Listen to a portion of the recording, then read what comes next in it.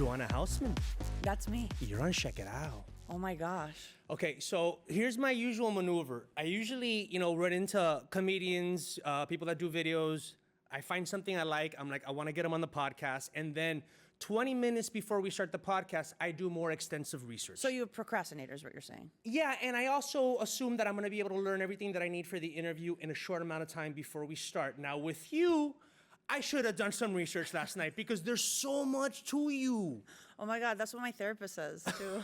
What a coincidence. But it's like, so not just your career. I mean, you write, you're a comedian, you act, you do voiceovers, you've done stuff for Disney, Netflix, you do kids shows, you do saucy material, you're across the spectrum, but you also have like this amazing family story. So let's start with that.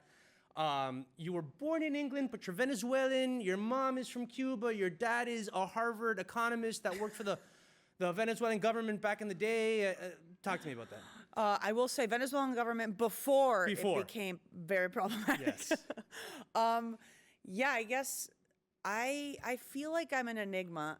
Nothing about me makes any sense. So you not figuring me out in 20 minutes, I haven't figured myself out my whole life. So we're on the same boat. I guess like the creation of me is illogical. My dad's side of the family, immigrants during World War II, Jewish people that were like yeeted out of Europe, and then my mom's side of the family, basically made up of political exiles of Latin America, sort of coming into Venezuela, and so people going to Venezuela to get a better life. I come out in England because my parents were studying in England, not because I have any English blood. Margaret Thatcher changed the law in 1986. I don't have a British passport. Wow. I only had a Venezuelan passport until very recently. My dad's Jewish, my mom isn't. So it's like this mezcolanza of crap, honestly, that has sort of informed me and really propelled me into comedy. Like, it's not unrelated. Yeah. The fact that I, just to describe who I am takes forever. And connecting to people is sort of difficult, and humor is a way of doing it very effectively and efficiently. Yeah, absolutely. Well, what I find about your humor as I go through the past decade of your videos and your material is that there really isn't anything that you can't handle, like conceptually. Like you can, because some people have a niche, right? I don't know that you have a niche. You're really like a jack of all trades when it comes to the topics that you cover and the attitudes and mentalities that you cover. Well, I grew up in a house like. My parents are really intellectual and so much more successful than me. And really como que worldly. Politics was like always a discussion at the table. Like when I was a toddler, there was a coup d'etat against the president of Venezuela. My dad was involved, like not involved in the coup d'etat. My dad was a technocrat in the government. So like a coup d'etat happened very early in my life that involved my family. My grandfather was a political exile. Like, I feel like I grew up discussing very complicated topics and using humor to deal with it. Because it's a lot, bro. Like it's a bit much is what I would say. Did you call me bro because I'm from Miami? No, like literally though, like literally bro. Like irregardless. Like, okay, I've never lived in Miami, but I love the word bro. It's just I say it to everyone. I said it to my 98-year-old grandpa the other day, and he was like, what? That's hilarious. Well, the thing is, in Miami, girls will call each other bro. No, bro, literally. Yeah. No, literally, bro, like, for real. Did you pick up a lot of the Miami stuff? Well, you said you have a lot of family in Miami, but you're also really good friends with Jenny Lorenzo. Abuelita, we've seen all her sketches. She's been on the show. She's Cuban. She reps Miami Cubans. She went to St. Brendan, went to Belen. These are Catholic schools that all the Cuban kids get sent to, whether the family can afford it or not. So how'd you come to know that particular city where there's a lot of Venezuelans as well?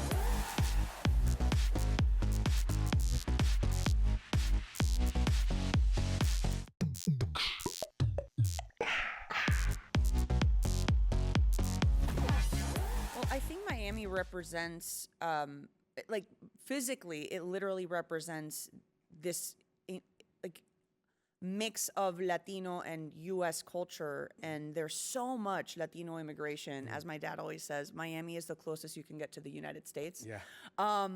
So, like, without being in the U.S., I think Miami represents the lack of identity in many ways. Like Miami is an identity, obviously, but Miami isn't just one thing. Miami is like everything all at once yelling at you, and then a bunch of highways. So I feel like, although I've never lived there, I do have a lot of family that lives there because, you know, Venezuelans, it's just like where we go. Yeah. It's like geese that migrate in the winter. Just a bunch of Venezuelans just landed in Miami, just like Cubans Right. and other like Argentinos. So I feel like Miami, when I land there, I'm like, everything makes sense, and also I don't have to explain myself. Exactly. Because you probably, you know, one of the things that I like about what you're doing and what you not only mean to comedy now, but I think in the long run is, you know, you don't look Latina, but What? I'm sorry. Excuse me? exactly. That's a whole conversation, and we can go off on a tangent on just that. But to show the mainstream media, which you're very much a part of, to be able to inject the Latin identity stuff, you know, in a humorous way that is for everyone to consume. You're not making Latin material for Latinos. You're making material that includes the Latin experience, right? And your own experience of kind of being in between. You know, you probably find yourself in between a lot of things, like I was saying before, intellectually, but also identity-wise. You are in between a bunch of things. And I think that perspective is probably like long-term something that could really be the most inclusive, right? You could be the spearhead of something really inclusive because you are in between so many things. I know that I didn't make any sense, except you kind of understood what I'm saying. No, So I think I've said exactly what you said in the bathroom of a club Okay. to another drunk girl. I think I've said that exact same thing verbatim, actually. But I think you're right.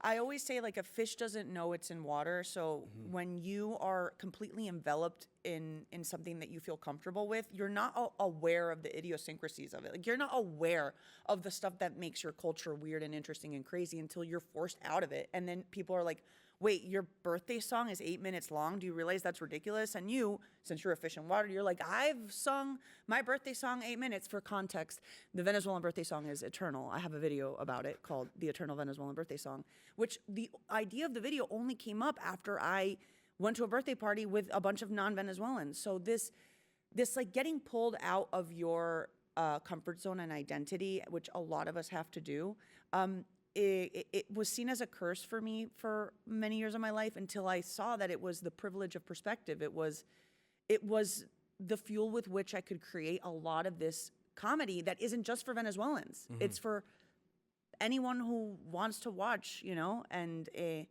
something I did do very purposefully is I didn't want to create, this is sort of at the beginning of my career when I started doing more sketch comedy. Right now I'm doing more television. But in the sketches I did, I never wanted the butt of the joke to be us. I didn't want us to be laughing at how weird we are, which is what we're doing. We're laughing at how different we are in comparison to something else. Like, we're laughing with each other Right. about how idiosyncratic we are. But it isn't like we're laughing at the person who's singing the Eternal Venezuelan Birthday Song. We're laughing at the hilarity of the situation of an American sitting there while 200 Venezuelans are singing to him and he doesn't understand what's going on. His perception of us and is it weird in itself because there's, you know, the lack of understanding or familiarity. So you're turning it on that, and I think that's healthy and funny. And so now let's get into how you got into comedy and the career that you have, you know, running on all cylinders right now, behind the camera, in front as well. Hamster and Gretel. That's on Disney, Yes. right? Is yes. it still going? It's still going. Season 2 is out or coming out. I am now currently writing on the new season of Phineas and Ferb. So now I'm doing that. But I was the head writer of Hamster and Gretel, which, you know, featured a Venezuelan American family. It was kind of sort of like one of the first Venezuelan American families on animated television. I don't know if there's another one. I should have researched. No, it's the first because I read it on Okay, Wikipedia. great. So that was really just, I never thought, it's just, I still like don't believe it, even though a second season's come out. Like, I should start believing it. But it's that's been a wonderful point in my career where I've been able, as you said, to inject that perspective. As a matter of fact, it could be something you focus on, but it doesn't have to be. No. And so, all right. So, how'd you get into comedy? Where did you want to just write and act, and then you realize, okay, I'm really funny. Maybe I should lean into comedy, or were you always like, okay, I'm gonna do what's funny. That's my focus. I feel like comedy was always a part of my identity, the same way that my Venezuelanness is a part of my identity, and my, neurosis is a part of my identity. My Jewish last name is a part of my identity. Like, comedy was always like, that's part of me. I never thought of it as a career per se. I didn't know I wanted to be a writer. I started writing plays when I was like a kid and in high school and all through college. And it wasn't until college that, I come from an immigrant family. Like, I didn't know the difference between stand-up, improv, I can't even think of something. Oh, sketch comedy. I didn't, late night, I didn't understand how any of this worked. I came from a highly political family that like talked about The Economist. Like, I didn't know anything about the entertainment industry. So when I went to college, I started making friends with a lot of people that, since they were kids, they were like, I want to be on late night, baby. I want to go to, Second City in Chicago, And through that osmosis, I learned from these people, like, this infrastructure of the comedy world and what it means to be a comedian. It isn't just like stand-up. It's this crazy word, que abarca, that like holds so many different identities, which is what I am. I was like, wait, comedian is director, writer, producer, like, it's all of these things in one word. Like, I don't have a word to describe me.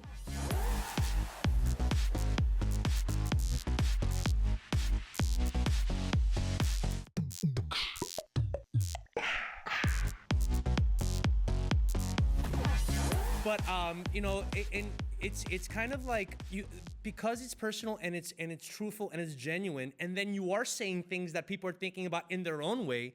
I think you hit some notes that really took off, and that's the way to go, because the whole era of the marketing department trying to tell creators how to create and hit these like particular notes that came up in their market research has killed a lot of stuff. It's killed, of storytelling in general, but it's definitely killed comedy. I don't think you can do comedy that way. I mean, comedy has to come from the personal mind of someone going through some or seeing things a certain way. And the same joke told by different people hits differently. Yeah.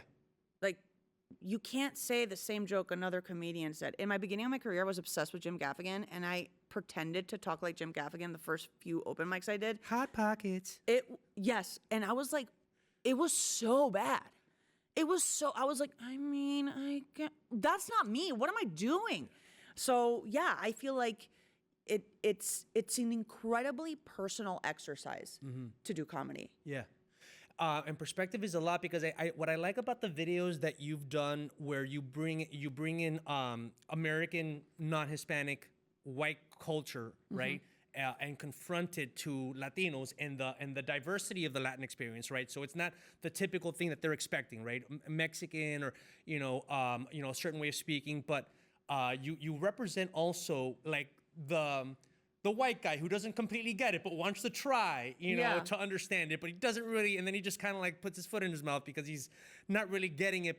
And so I feel that you can bring all those worlds together in these like what seems like a confrontational moment where you're explaining why Venezuelans say a certain thing. Or I love the video where you guys get offended by the guy saying something positive about Venezuela, but then you get pissed off when he says something negative about Venezuela. Yeah.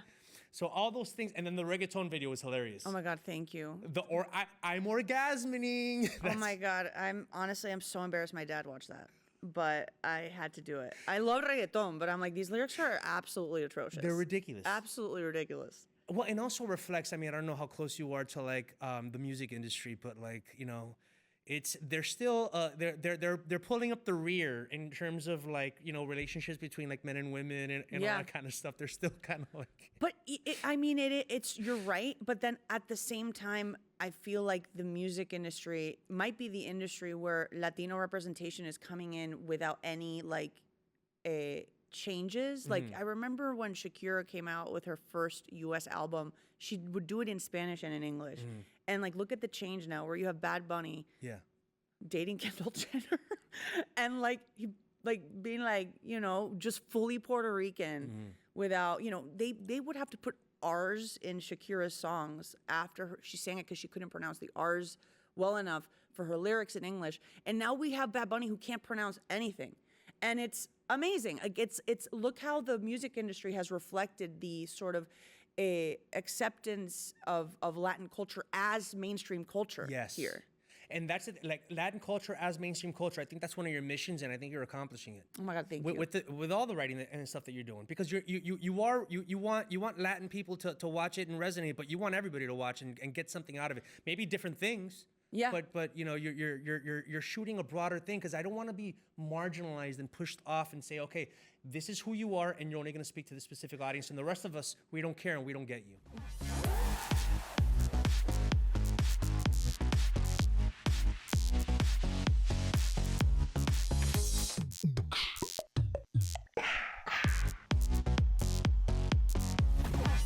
Most people in this world are like, I just want to pay my rent, have my friends, eat a burger.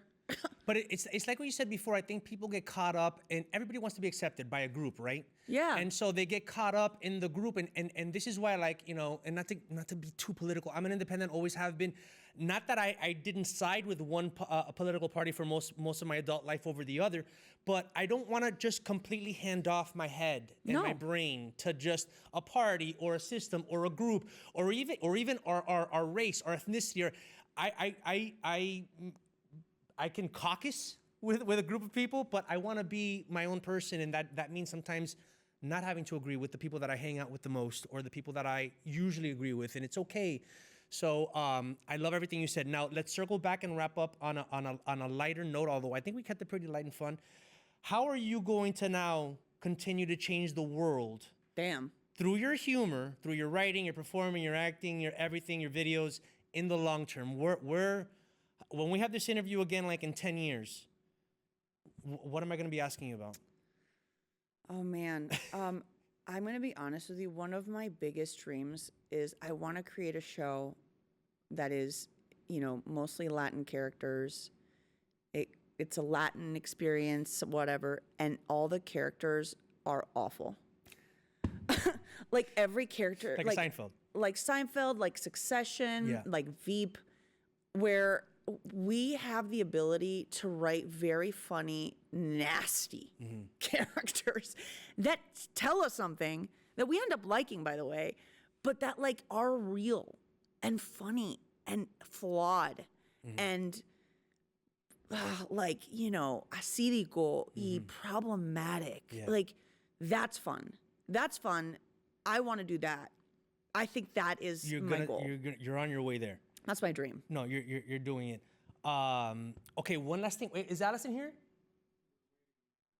Can you text her and tell her we're wrapping up? Okay, I'm gonna cut that part out. That's the one part, but I'm keeping the phone stuff in. Damn. All right, wrapping up on the last thing that the video that I think I saw most recently that I loved is where you're talking about Weird Girl and about how you are done with normal girls, bro, throwing down the weird. So first of all, explain the Weird Girl thing, how it might not be obvious that I guess you find yourself to be a weird girl for real, and explain this thing about normies appropriating weird girl stuff. So I grew up like bullied, and because I was very odd, and it isn't something to be romanticized. Like being weird isn't like hot, but then all of a sudden there was a phenomenon about 2 years ago that spanned it. Quite honestly, until I think I made my video. Not that my video like impacted, but maybe my algorithm just stopped feeding me these videos. But it became this thing of the most attractive, normal-looking Ashleys of the world, like claiming the word as their own and being like, "Oh, weird! I'm so weird," and they're just like dancing in their home. I'm like, bro, you can't. If you're gonna do it fully. There's this girl who's actually weird on TikTok, and she has this bizarre, like, life. She collects figurines, and then like she's the most bizarre person in the world. Like she's apex weird girl, and I'm not saying I'm apex weird girl, but I'm saying like there's this idealization of being not normal, a little bit off. almost like, you know, it's now cool to have ADHD. When I grew up, people were like, I like was embarrassed to say it because people would make fun of me. And now there's this like veneration of the odd, which is great and awesome, and I embrace it. But like, do it though. You cannot be a perfect Ashley and then say you're a weirdo. You just can't have it all, baby. You can't do it all. You can't have it all. I'm getting worked up, but it's like, you can't do it. Sorry, no, bye. And I think maybe it's a microcosm of what I think happens on the internet, which is like, it's this desire to belong to something, which I understand, but like be normie. Yeah. Like, that's something to be proud of too. There's nothing wrong with that. Like, talk about how you love your Stanley Cup. Like, do it. You know the audience for that? Like, be you. Don't be something you're not. Be you. I love that. You know? All right, we're going to end on that because your wisdom from this episode is going to, percolate is not strong enough because it sounds like Permeate? Permeate, that's what it is, okay? It's going to permeate, you know, into our audience, and you're just creating just a wider audience for us with this particular episode. That's how big this episode is going to be. Wow. So, Joanna Hausmann, Yes. you've been on Checkitow.